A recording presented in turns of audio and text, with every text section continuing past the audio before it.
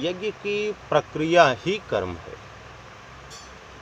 जो यज्ञ भगवान श्री कृष्ण ने बताया वो बस उसको करना ही कर्म है।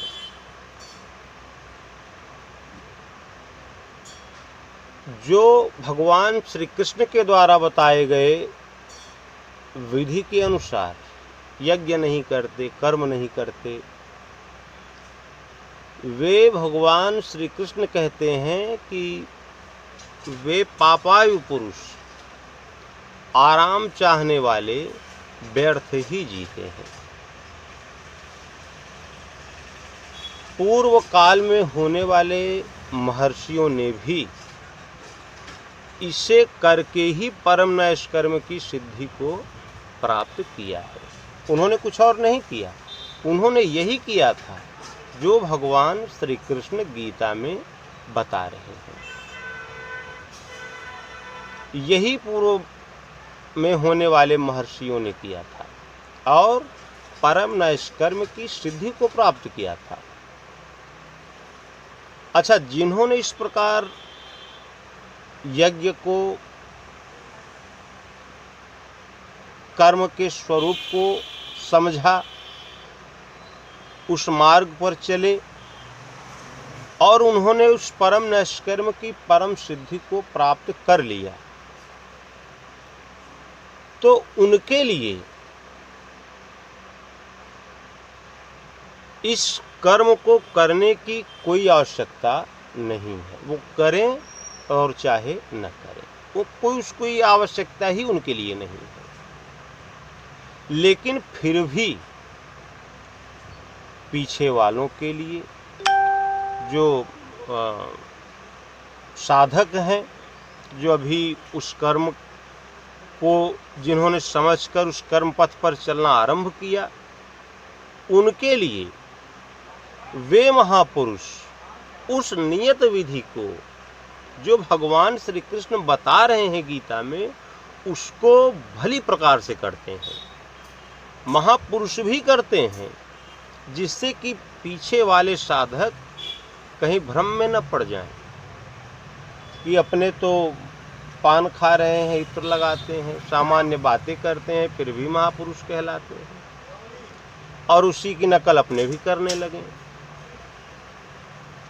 इसलिए ये पीछे वालों के लिए ही साधक, ये जो पीछे वाले साधक हैं, उन साधकों के लिए ही, उनके मार्गदर्शन के लिए ही वे महापुरुष कर्म में भली प्रकार लगे रहते हैं। ऐसा लगता है कि जैसे ये भजन, ये कर्म, ये यज्ञ, ये उन महापुरुष के लिए भी आवश्यक है। इस प्रकार से उसका नियम का पालन करते हैं, इस प्रकार से चलते हैं, इस प्रकार से उसको मतलब कार्य रूप देते हैं कि उनको देखने पर ऐसा प्रतीत होता है कि नहीं, ये भी यही कर्म कर रहे हैं, इनके लिए भी ये आवश्यक है। ये भजन करना, इतने समय ध्यान करना, इतने समय चिंतन करना, इतने समय जागना, सोना, संयम, नियम, आहार विहार, ये ऐसा प्रतीत होता है कि इन महापुरुष के लिए भी वो आवश्यक है। किंतु वस्तुतः वास्तविकता यह है कि जो आत्मतृप्त परम नैष्कर्म की सिद्धि को प्राप्त कर चुके हैं, उन महापुरुषों के लिए इस कर्म से वे करें और चाहे न करें, इससे कोई प्रयोजन रहता ही नहीं। वो तो केवल पीछे जो साधक लगे हुए हैं उनके लिए करते हैं, वो एक दिखावा मात्र है और कुछ नहीं। बस यही वो करते हैं, वो करें और चाहे न करें, उनसे, उन महापुरुषों से कोई मतलब ही नहीं होता। इसी बात को भगवान श्री कृष्ण ने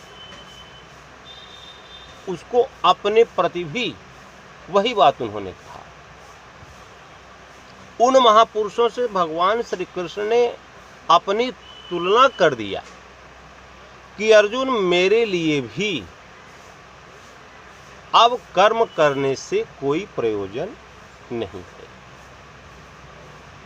उन्हीं महापुरुषों से अपनी तुलना कर रहे हैं यहाँ भगवान कृष्ण कि मेरे लिए भी कर्म किए जाने से कोई प्रयोजन नहीं है, किंतु मैं भी पीछे वालों के हित के लिए कर्म में बरतता हूं। अतः भगवान श्री कृष्ण ने स्वयं स्पष्ट अपना परिचय दिया कि वे एक योगी थे, एक परम योगेश्वर थे। इससे बढ़िया प्रमाण आपको कहाँ मिलेगा भगवान श्री कृष्ण के संबंध में? है कहीं इससे बढ़िया प्रमाण? भगवान श्री कृष्ण पहले पूर्व में होने वाले महापुरुषों से अपनी तुलना करते हैं कि उनके लिए कोई कर्म करना शेष नहीं है, केवल पीछे वालों के मार्गदर्शन के लिए करते हैं। मेरे लिए भी कोई कर्म शेष नहीं है, लेकिन पीछे वालों के मार्गदर्शन के लिए ही कर्म में बरतता हूँ। तो भगवान श्री कृष्ण के ही शब्दों में भगवान श्री कृष्ण एक परम योगेश्वर, महायोगेश्वर सद्गुरु थे। ये भगवान श्री कृष्ण स्वयं अपने शब्दों में गीता में बता रहे हैं। उन्होंने कर्म में प्रवृत्त साधकों को चलायमान न करने को कहा, अर्थात जिन्होंने इस कर्म को समझा, इस मार्ग से चले, वो कहीं अपने पथ से डगमग न हो जाए, अपने पथ से भटक न जाए, वो चलायमान न हो जाए। इस पर भगवान श्री कृष्ण ने यहाँ बल दिया कि कर्म में प्रवृत्त साधकों को चलायमान न करने को कहा, क्योंकि कर्म करके ही उस साधक को वो स्थिति प्राप्त करनी है। और यदि नहीं करेंगे, भगवान श्री कृष्ण ने जिसे कर्म बताया, जिसे यज्ञ बताया, उस हिसाब से अगर उस मार्ग से आप नहीं चलते, वो मार्ग आप नहीं अपनाते, उनके उपदेशों का पालन नहीं करते, तो आप नष्ट हो जाएंगे। अच्छा, इस कर्म के लिए ध्यानस्थ होकर युद्ध करना है। एक नया प्रश्न आ रहा है यहाँ, इसको विचार पूर्वक सुनेंगे तभी समझ में आएगा। इस कर्म के लिए ध्यानस्थ होकर युद्ध करना है। आंखें बंद हैं, इंद्रियां सभी ओर से सिमटकर ये निरुद्ध हो चुकी हैं।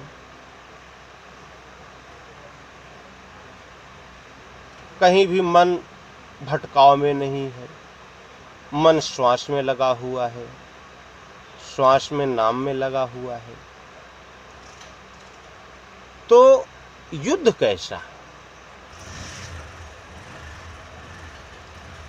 तो युद्ध वहां इस प्रकार का आपको करना है, वहां का अर्थ, वहां का तात्पर्य है हर साधक के लिए।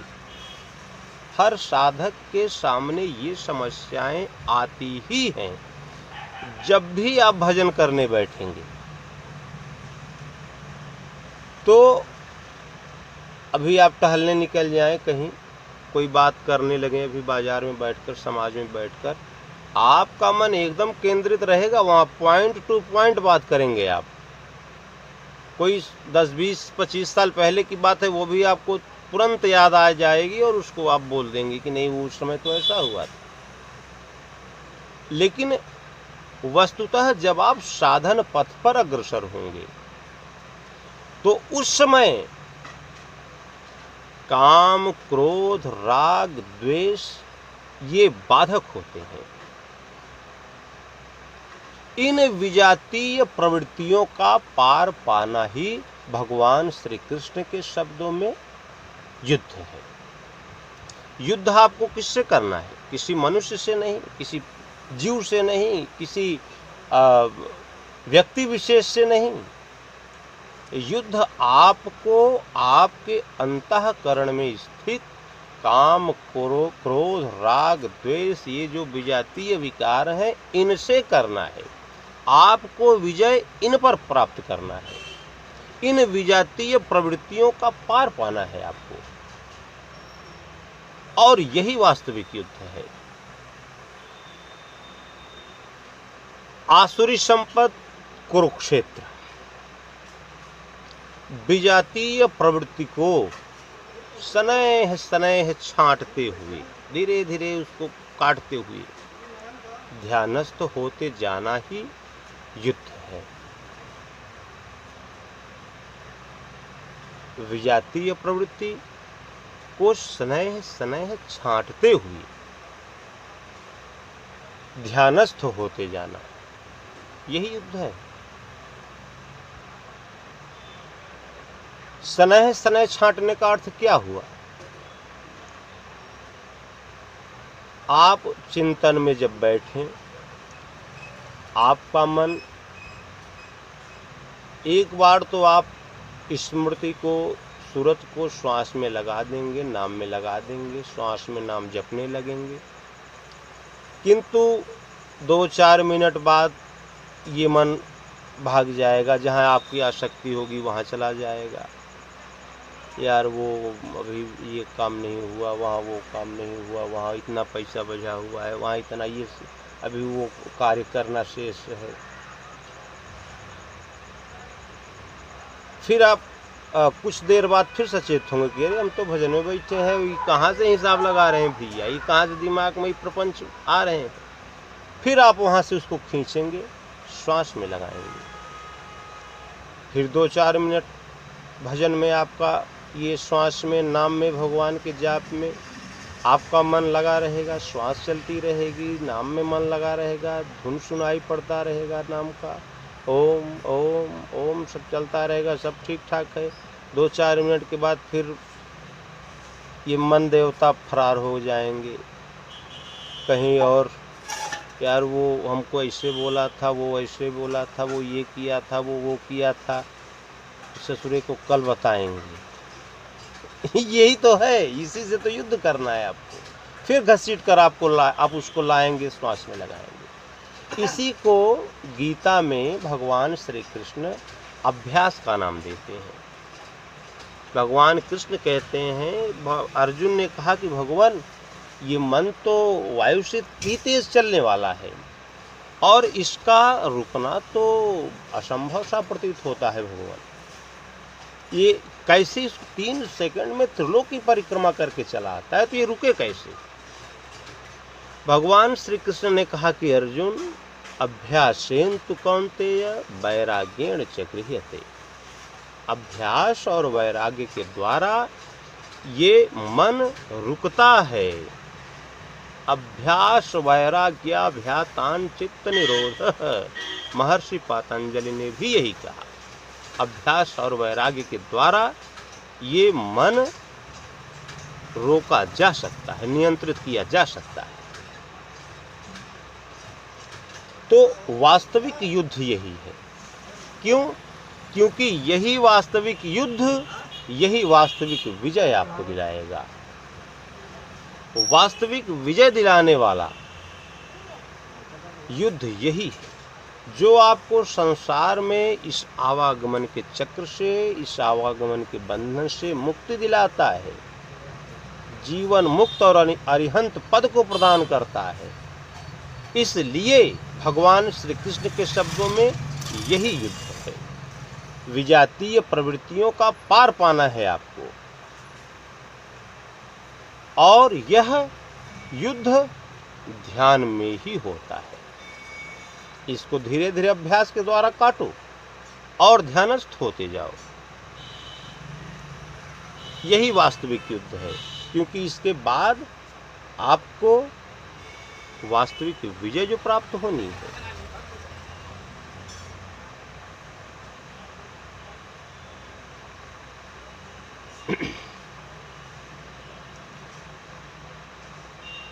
इसलिए भगवान श्री कृष्ण का जो आदेश है कर्म के प्रति, यज्ञ के प्रति, युद्ध के प्रति, उसको समझना, उसको समझकर उस मार्ग पर, उस पथ पर अग्रसर होना सभी साधकों का कर्तव्य है। मानव तन की सार्थकता इसी में है कि दुनिया भर के झंझावात से मुक्त होकर, अपने झंझावातों से मुक्त होना, ये शरीर से आपको मुक्त नहीं होना है। शरीर से ये सब छोड़ छाड़ कर चले जाएं, जंगल में बैठ जाएं, ये नहीं करना है आपको। झंझावातों को मस्तिष्क से, दिमाग से उसको हटाना है। एकमात्र परमात्मा के चरणों में ध्यान लगाकर ओम या राम, कोई एक नाम का जाप निरंतर करते रहें, चलते फिरते, उठते बैठते, जब एक भी श्वास उस नाम के बगैर आपकी न जाए। और सुबह शाम आधे घंटे 20 मिनट जो भी समय आपको मिल जाए, वो समय आप भगवान को दो। सुबह आधे घंटे 20 मिनट बैठो, शाम को आधे घंटे 20 मिनट, जो भी समय मिले बैठो, बैठ जाओ खूब आराम से, जैसे आप कुछ देर बैठ सकें। ये नहीं कि थोड़ी देर में पाँव उधर, थोड़ी देर में टेक ले लिया, फिर ऐसे नहीं। जैसे आप सुखपूर्वक बैठ सकें। स्थिर आसनमात्मनः शुचौ देशे प्रतिष्ठाप्य। स्थिर आसनमात्मनः, सुखपूर्वक जिस प्रकार से आप कुछ समय तक भगवान की शरण में बैठ सकें, सुखपूर्वक बैठना है आपको। और उसी में भगवान के नाम का जाप करना है, भगवान का भजन करना है। मन भागता है, भागे, फिर लाकर फिर भगवान में लगाओ। मन फिर भागेगा, उसको फिर लाकर लगाओ। यही अभ्यास है।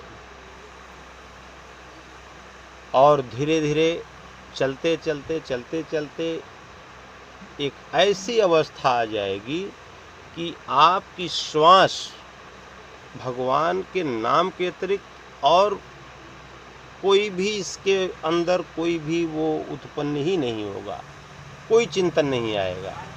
चिंतन आएगा तो केवल भगवान का।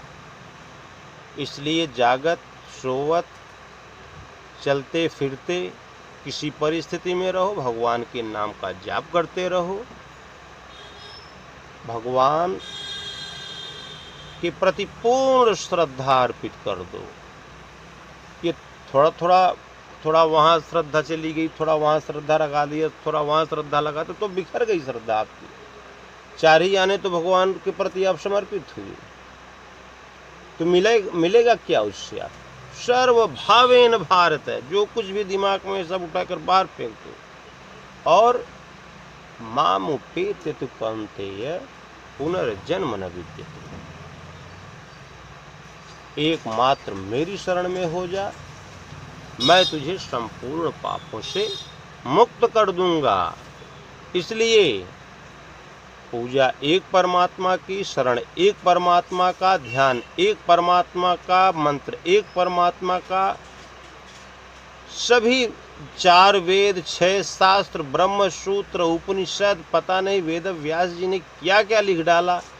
लेकिन जब सब कुछ लिख डाला, उसके बाद अंत में अपना निर्णय दिया कि भैया देखो, एकम शास्त्रम देवकी पुत्र गीतम, एको देवो देवकी पुत्र एव, एको मंत्रस् तस्य नामानि यानि, कर्माप्येकं तस्य देवस्य सेवा।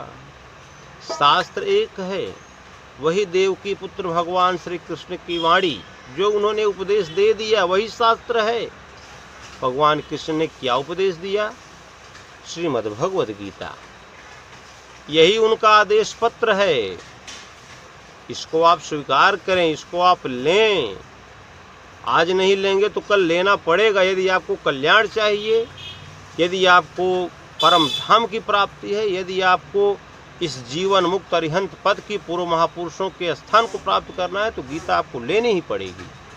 गीता आपके पास नहीं है तो आपके पास कुछ नहीं। भटकते रहो ऐसे, इस जीवन से उस योनि से, यही जीव से कुकुर शुक्र में मृगा इत्यादि सब भटकते रहो। ये सब भोगने के लिए हैं, ये सब व्यवस्था बनी हुई है सब। लेकिन भगवान कहते हैं कि मेरी शरण में आने के बाद मैं उसे मुक्त कर देता। इसलिए संपूर्ण भाव से भगवान की शरण में जाओ। एक ही शास्त्र है जो भगवान देव की पुत्र भगवान श्री कृष्ण ने कह दिया, देव की पुत्र गीतम। भगवान देव की पुत्र भगवान श्री कृष्ण ने क्या कहा? उनका आदेश पत्र है गीता, उसको लो। और एको देवो देव की पुत्र एव, देवता ये 50-55 नहीं है, देवता एको देवो, एक ही भगवान है सृष्टि में। कौन? वही देव की पुत्र भगवान श्री कृष्ण। एको मंत्रस्य तस्य नामानि यानि, मंत्र भी ये 25-50 नहीं है, मंत्र भी एक ही है। कौन सा? वही जो देव की पुत्र भगवान श्री कृष्ण ने अपने गीता में बताया कि अर्जुन ओम इत्येकाक्षरम ब्रह्म व्याहरण माम अनुस्मरण यह प्रयाति त्यजन देहम स याति परमाम गतिम। अर्जुन ओम का जाप कर और मेरे स्वरूप का ध्यान कर, बस यही है मंत्र। ये वेद व्यास जी कह रहे हैं, जिन्होंने चारों वेद 6 शास्त्र ब्रह्मसूत्र सब कुछ लिख डाला, ये उनका निर्णय है। एको मंत्रस्तस्य नामानि यानि कर्माप्येकम तस्य देवस्य सेवा। एक ही कर्म है सृष्टि में, उन्हीं भगवान परमात्मा श्री कृष्ण की सेवा, उन्हीं सदगुरु की सेवा, और कोई कर्म संसार में नहीं है। कर्म एक आराधना जही विधि रीझे राम, जिसे भगवान प्रसन्न हो वही करना कर्म है। और नर विविध कर्म अधर्म बहुमत शोक प्रत सब त्याग हूँ, विश्वास कर कह दास तुलसी राम पद अनुराग। जो करते हो नर विविध कर्म, देश सेवा, समाज सेवा, लोक सेवा, ये सेवा वो सेवा, सब फालतू है, सब शोक प्रदान करने वाले हैं, आपको दुख देने वाले हैं। शोक प्रद सब त्याग हूँ, ये सब त्याग दो।